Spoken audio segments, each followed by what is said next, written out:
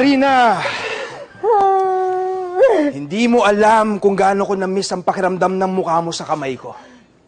Iba talagang pakiramdam.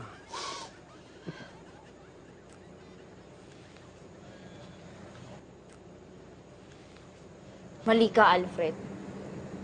Dahil hanggang ngayon, duwag ka pa rin.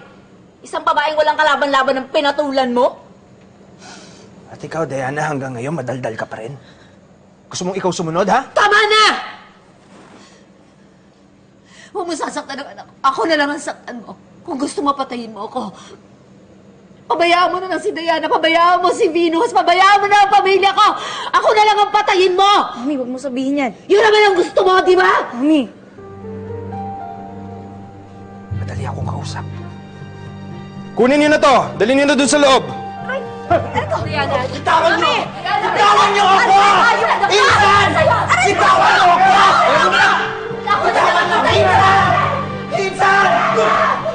Insan! Nakikiusap ako sa'yo, mag-anak ko!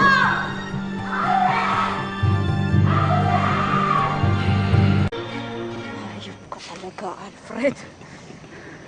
Saan mo dinala ang mami at kapatid ko? Ano sabi ko na nga ba sila ang una mong hahanapin. Kaya huwag ka mag-alala. Dahil hahayaan kong hanapin mo sila.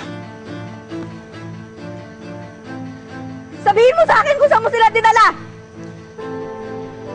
Hindi magiging ganun kadali yun, Diana. Maglaro muna tayo. But this will be a different kind of hide and seek.